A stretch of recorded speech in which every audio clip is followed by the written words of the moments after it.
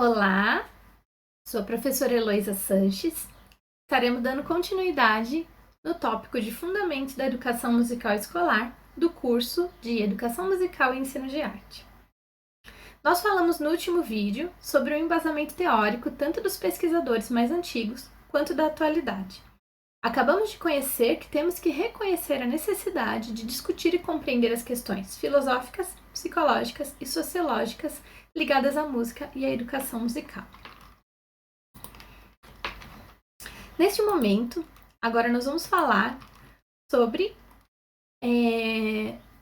o papel da música na escola.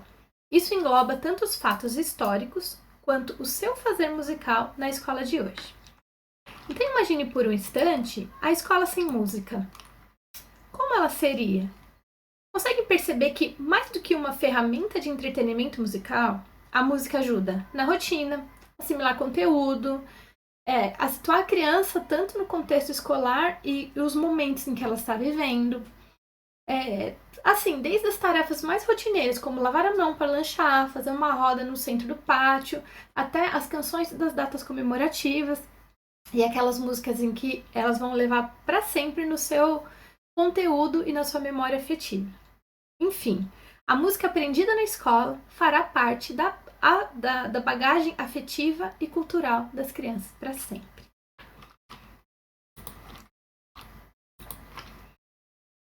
Qual o papel, então, da música na escola?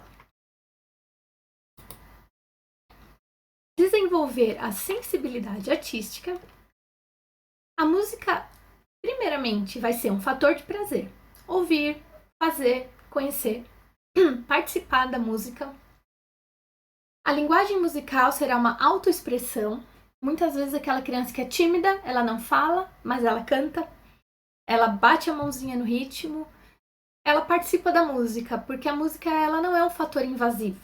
Ela chega de mansinho naquela criança. Então vai também ajudar a desenvolver a inteligência especificamente musical, que é uma das inteligências, a inteligência musical, além do conhecimento da cultura e das manifestações musicais nacionais e mundiais, além do autoconhecimento. Educação musical na escola requer capacitação musical do educador.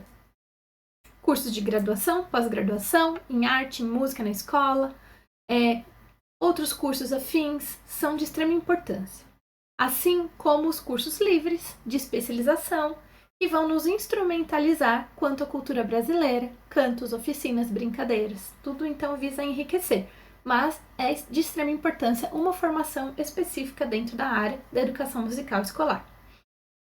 Aprender a tocar um instrumento também, um instrumento musical ou cantar, é válido como complemento. Assim como conhecer a teoria musical, porque como a gente vai ensinar algo que a gente não conhece, né? Atenção também para esse item, pois saber música e entender de educação não será o suficiente, né?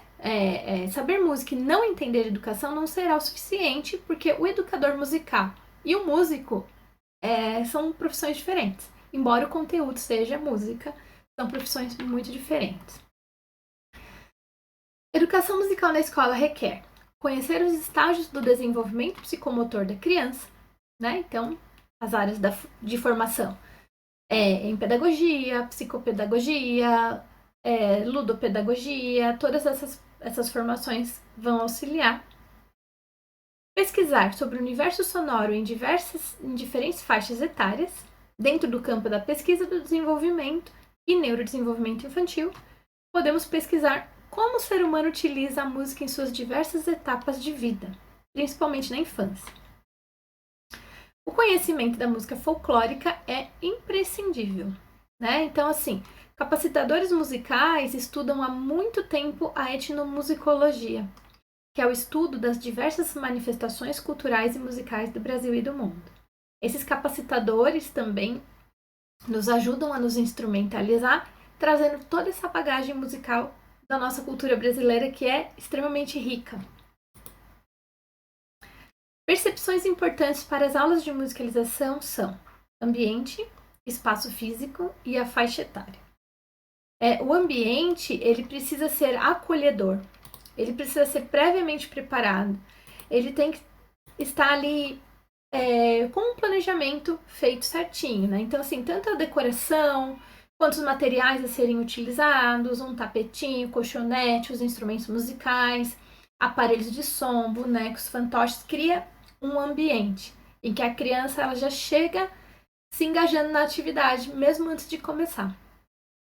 O espaço físico é de extrema importância, então tem que ter um tamanho adequado, espaço para ver movimentação corporal, claro, e ao mesmo tempo ser seguro e prevenido tanto de perigos quanto de distrações, né? Então não adianta a gente montar ali um espaço musical em uma sala onde tem uma estante lotada de brinquedos e ursinhos e jogos e outras coisas que irão distrair a criança. Então é interessante fazer ali num cantinho em que o ambiente mesmo que você montou chame a atenção da criança para a atividade musical.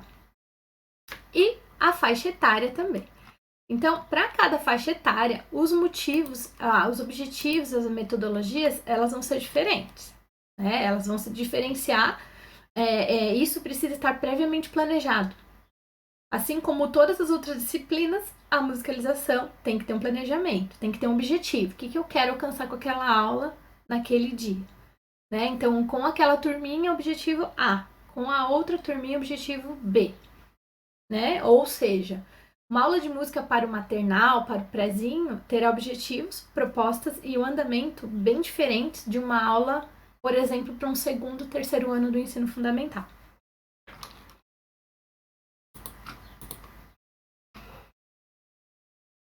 As percepções importantes para as aulas de musicalização são compreensão dos estados emocionais, né, os momentos, né, o que requer a agitação, o que requer introspecção, em que momento que eu tô com aquela criança naquela aula. Então, a rotina é muito importante você fazer abertura, conteúdo, recheio, né, da aula e uma finalização para a criança entender e ela ficar calma, né, de acordo com o andamento da aula, entendendo que finalizou, ok, não prolongar a agitação. Não diretividade, deixar a criança livre para participar, porque atividades musicais requerem um pouco de, como que eu posso dizer, expressão e a criança ela fica no foco da atenção. Exposição seria a palavra, requer um pouco de exposição. Nem toda criança gosta de se sentir exposta, né? Então a não diretividade é muito importante. Improvisação, claro, todo professor entende muito bem de improvisação e em musicalização não é diferente, né? Então, de acordo com a demanda daquele dia, eu programei fazer um relaxamento, mas a galera aqui tá muito parada, então eu vou ter que dar uma agitada, ou vice-versa, quero fazer uma dança, uma brincadeira, mas eles estão tão agitados que eu preciso dar uma acalmada. Então, a improvisação vai ser importante. E teatralidade e sensibilidade. Então, o professor tem que ser teatral, tem que criar a história, o ambiente, a situação, né? Então, a ideia é encantá-los com a música. Usar fantoches e toda a fantasia utilizada para engajar os pequenos na atividade musical é válida e eles adoram. Afinação de voz, né? Então, a criança precisa gostar de ouvir o professor de música cantar. É muito importante também trabalhar essa questão da sua própria afinação, para que a criança se encante também em querer cantar afinadamente e de um jeito agradável aos ouvidos.